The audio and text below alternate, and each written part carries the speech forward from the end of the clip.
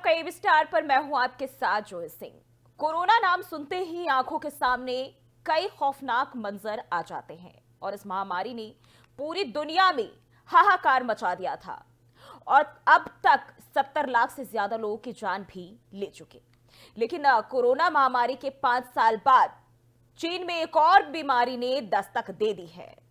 इस नए वायरस का नाम HMPV है। दुनिया भर को दहला चुकी कोविड-19 महामारी के बाद HMPV नाम के वायरस ने जो है चीन में दस्तक दे दी है और इस वायरस के बेंगलुरु में 2 मामले सामने आए हैं। दोनों केस कर्नाटक में मिले हैं। वहीं 8 महीने का बच्चा और 3 महीने की बच्ची में इस संक्रमण को डिटेक्ट किया गया है। ये दोनों बच्चे बेंगलुरु के बैप्टिस्ट हॉस्पिटल में भर्ती है और इनकी कोई भी इंटरनेशनल ट्रैवल हिस्ट्री भी नहीं बताई जा रही है।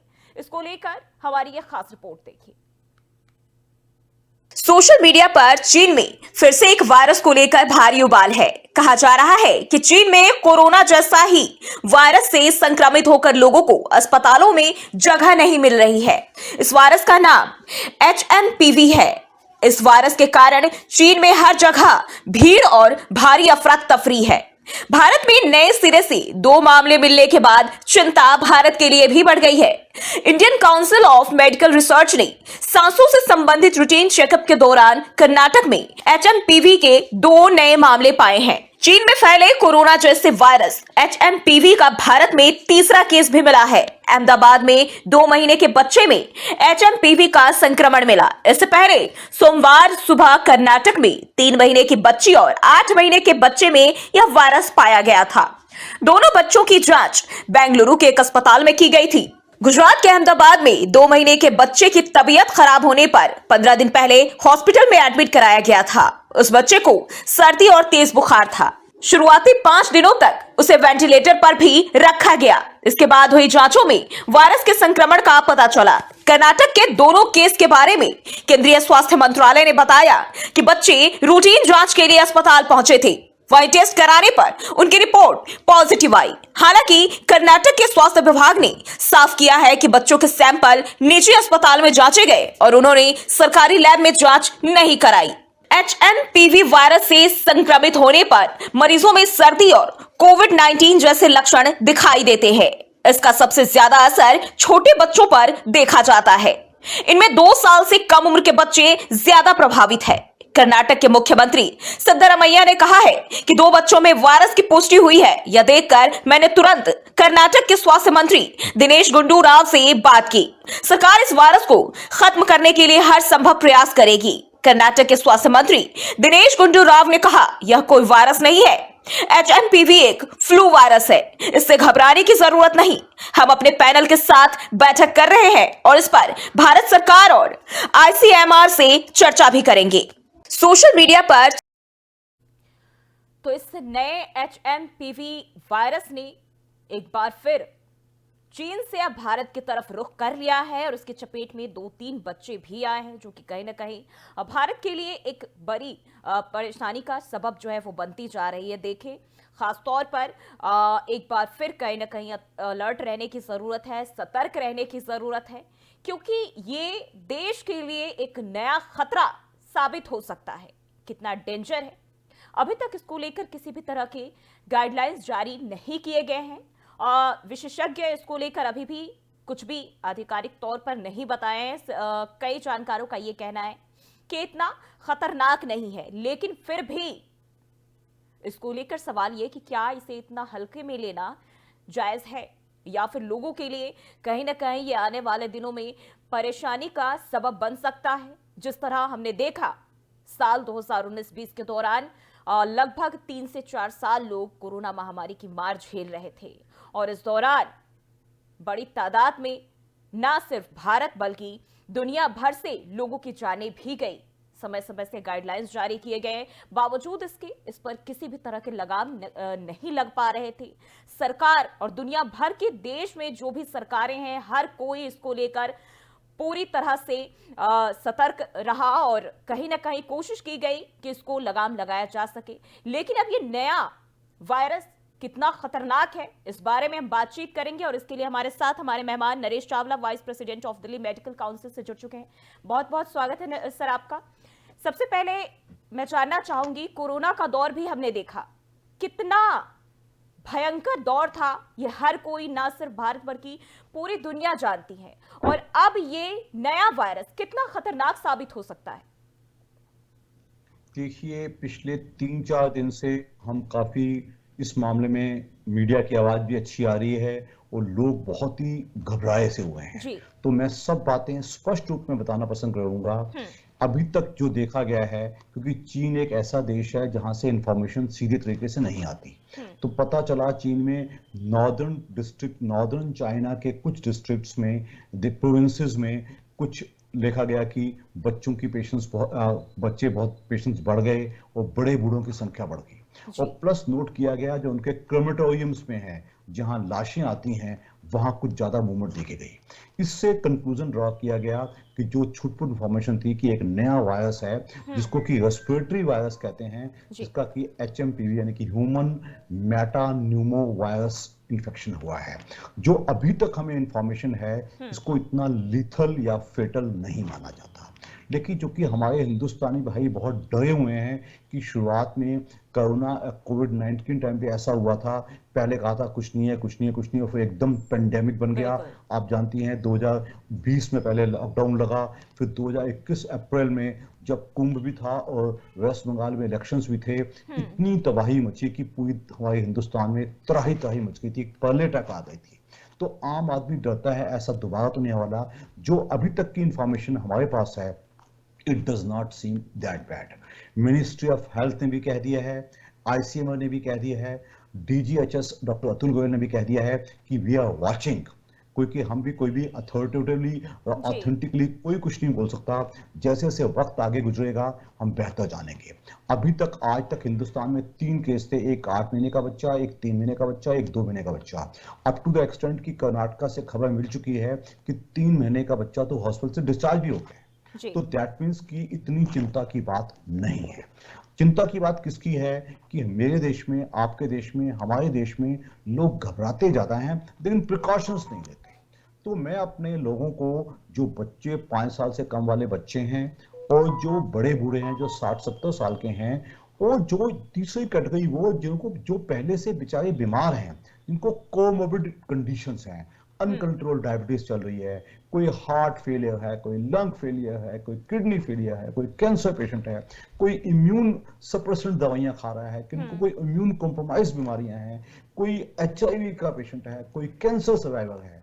ये वैसे कुछ केस हैं जिनको कि हम वल्नरेबल ग्रुप कहते हैं। वल्नरेबल का मतलब जिनमें गुंजाइश बहुत कम होती है, उनकी जिंदगी एज पे चल रही होती है, कुछ भी हो गया तो एकदम नुकसान हो सकता है। इन लोगों को हम कहेंगे जो कोविड-19 प्रोटोकॉल है। क्या मतलब? पहली बात, घर से निकलो तो N95 मास्क पहन के निकलो, अपनी हैंड हाइजीन का ख्याल रखो। अपनी हैंड हाइजीन का ख्याल का मतलब जो अपने हाथों को साफ करो, बार बार धो या सैनिटाइज करो। तीसरा, सबसे बुरी बीमारी जो हमारे हिंदुस्तान में है, जैसे कि कुंभ आने वाला है, कहा जा रहा है 40-50 करोड़ लोग इकट्ठे होंगे। 50 करोड़ का मतलब समझती हो? प्रैक्टिकली आप सोच के देखिए कि 50 लोगों की, देशों की इतनी आबादी नहीं होती होगी जितनी 50 करोड़ इसमें आ जाएंगे। दिल्ली में इलेक्शंस जो हैं, रोज इलेक्शन मीटिंग्स होती हैं, हजारों लोग इकट्ठे होते हैं। ये चीजें हैं जो हिंदुस्तान को ज्यादा प्रोन बनाती हैं। तो अभी तक की जो स्थिति है, मैंने पूरे संक्षेप में बताया है।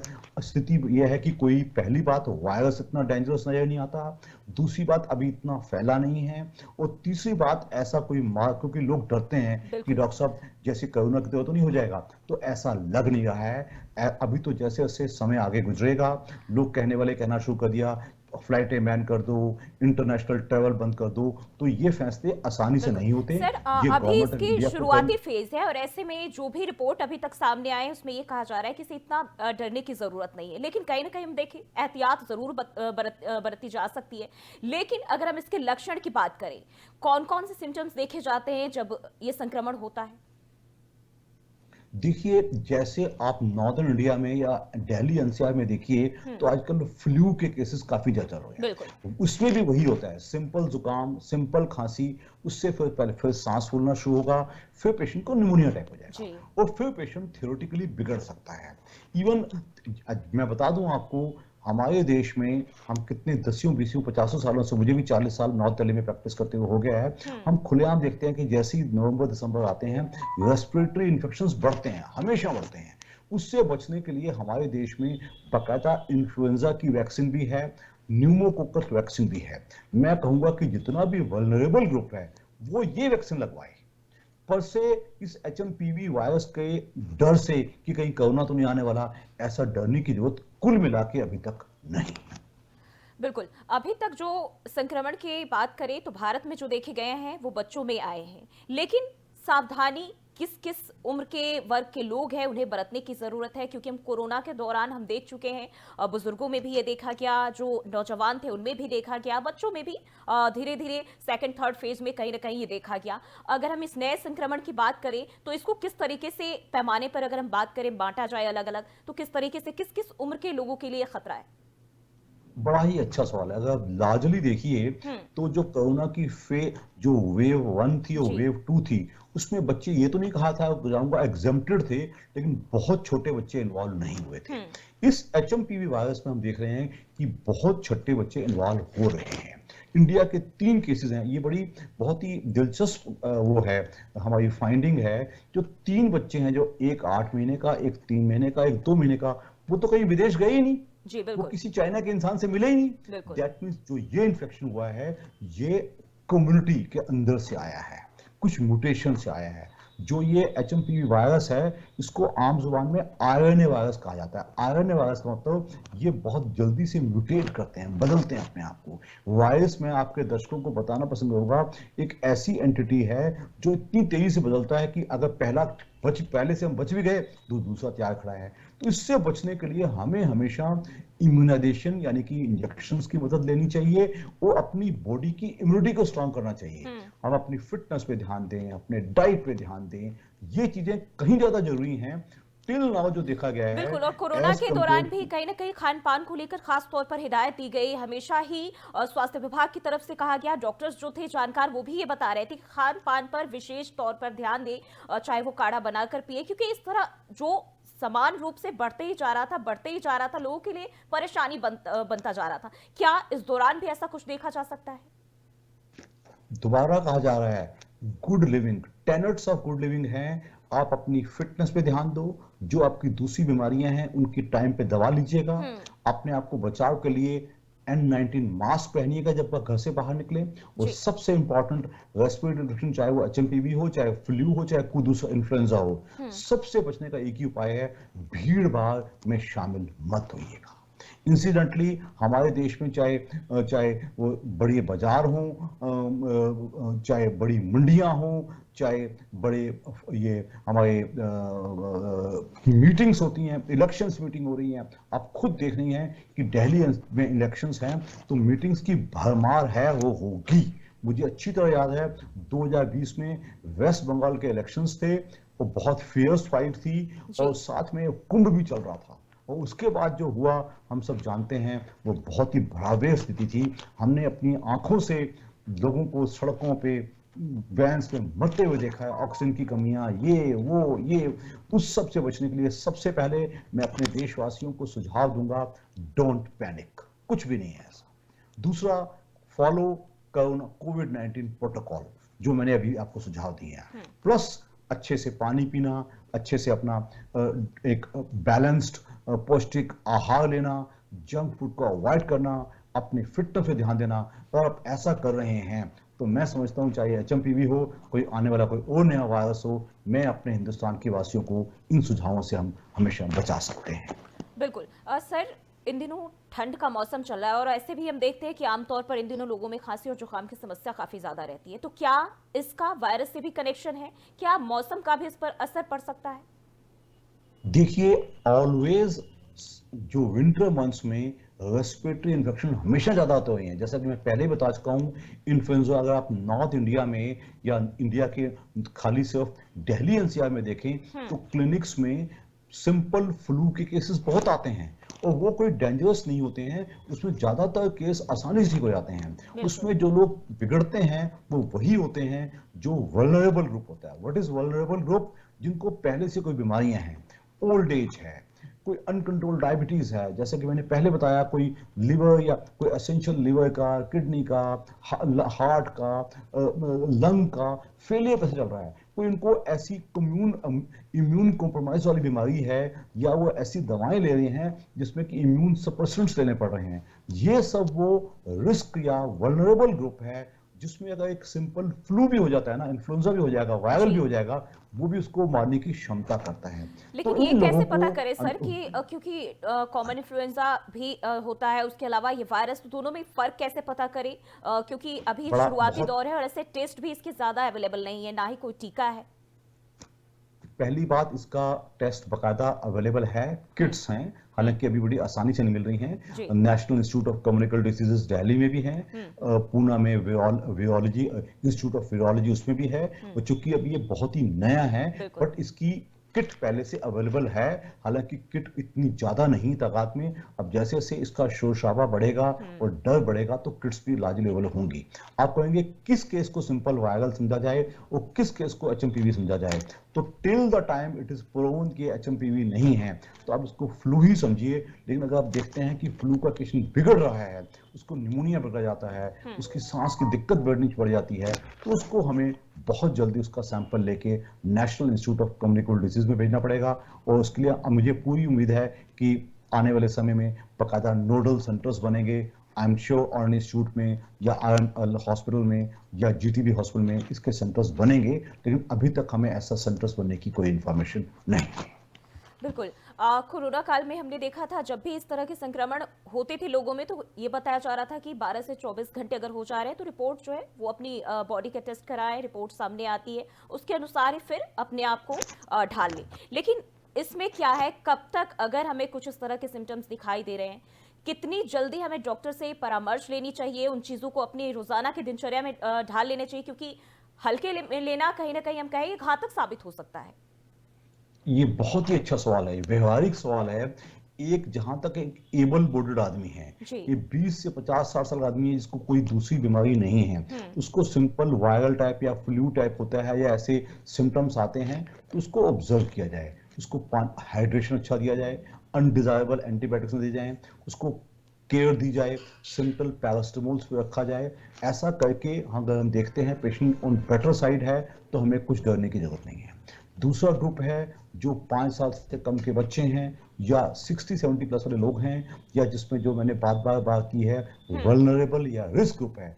इनमें अगर सिम्टम्स 12 से 14 घंटे तक बढ़ते नजर आते हैं तो दीज आर द पीपल जिनमें एचएमपीवी टेस्ट भी होना चाहिए, इनको हॉस्पिटलाइज भी करना पड़ सकता है। इनके लिए हमें एकदम we have to be in alert mode कि इनको हमें जल्दी संभालना है। तो इसके लिए आई एम श्योर डे और 2 जैसे जैसे इसका ये हमारी जानकारी बढ़ेगी, हम समझते हैं कि इसका दिल्ली में नेशनल इंस्टीट्यूट ऑफ कम्युनिकल डिजीज में इसका टेस्ट जरूर होगा और इंस्टीट्यूट ऑफ मेडिकल साइंसेज में भी होगा। तो इनको हमें जल्द इनका सैंपल भेजना पड़े।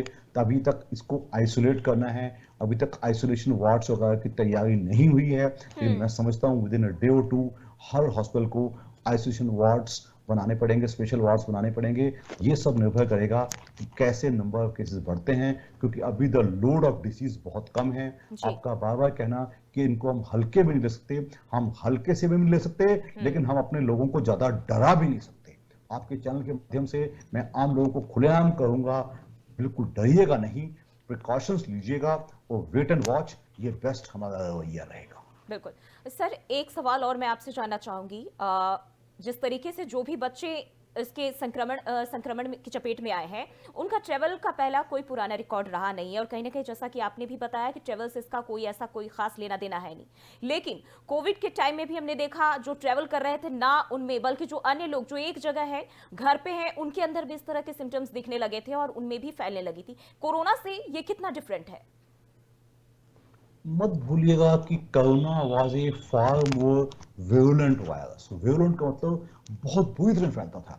एक आदमी को हो गया, एक आदमी जहां रहेगा, जहां बाजार में जाएगा, जहां ट्रेवल करेगा, चलेगा फिरेगा, एक आदमी कम से कम 100, 200, 500 लोगों को फैला सकता है, और वो 500 लोग और 500 लोगों को फैला सकते हैं। तो कहने का मतलब इसका ये ओरिजिन जान पाना कि कहां से स्टार्ट हुआ होगा, तो उसका जानना बहुत ही मुश्किल हो जाता है। तो इसलिए हम इतना ही कहेंगे कि अभी स्थिति को इतनी भयावह नहीं माना जाएगा। We need to watch the situation, be careful, एक पैनी नजर बनाई जरूर की जाए, बट अननेसेसरी पैनिकीनेस हमारी जनता में क्रिएट ना किया जाए। क्योंकि मुझे याद है कोरोना में जितनी बीमारी थी तो थी, जो स्कैरसिटीज पैदा हो गई थी, ऑक्सीजन कम है, एसेंशियल ड्रग्स कम है, हॉस्पिटल में बेड्स नहीं है, आईसीयू बेड्स नहीं है, वो सब किस लिए थे कि लोग पैनिकी बहुत ज्यादा हो गए थे, उनको मौत का डर हो गया था। तो हमें वो डर नहीं पैदा करना, लेकिन at the same time precautions लेनी है, ताकि हम कोरोना की मार से काफी समझदार हो गए हैं। हम ऐसा करेंगे तो मुझे पूरा विश्वास है कि हम अपने देशवासियों को बचा पाएंगे।